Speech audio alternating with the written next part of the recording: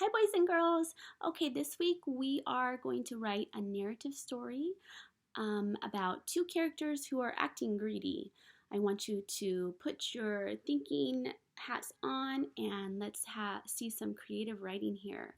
After reading the stories, Why the Sky is Far Away and A Foxy Garden, think about how the characters acted in those stories. Maybe go back and reread them if you need to. Why the Sky is Far Away is a story that you read last week, so you can find that story in past assignments.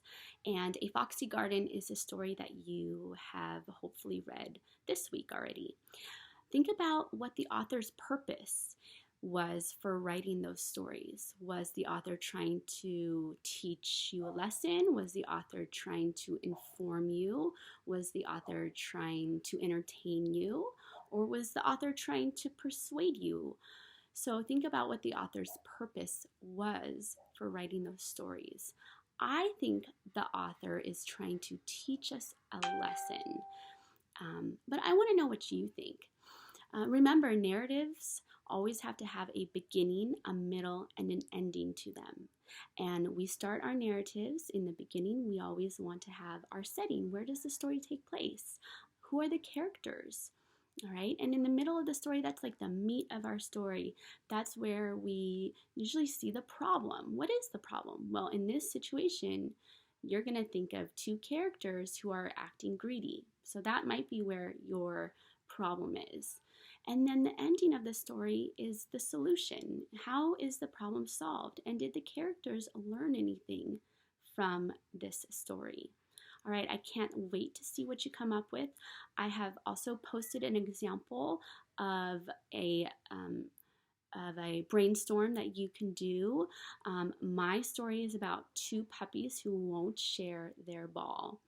And you can use my brainstorm page that I posted. I posted you a copy as well. You can print it out and draw and write on it if you want. You can type it on the computer, or you can do your own brainstorm web. Remember, a brainstorm is when we just try to get all of our ideas onto a piece of paper as fast as we can because we don't want to forget them.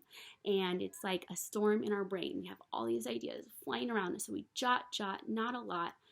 Don't write complete sentences in your brainstorm. We just get all of our ideas onto paper so that when we go to write our paragraph, we can look back at our brainstorm and remember what our ideas were. Okay, so we'll be writing our paragraph tomorrow. Today, I just want you to work on your brainstorm about your awesome story that I can't wait to read. If you decide to do your brainstorm web on a piece of paper, which I always think that for me that helps me just I feel like I'm more creative when I'm actually writing something down. You can do that. Or you can type it. If you decide to do it on a piece of paper, have mom or dad take a picture and send me a dojo. All right, I want to see your work. Okay, I can't wait. Have a great day. Bye, guys.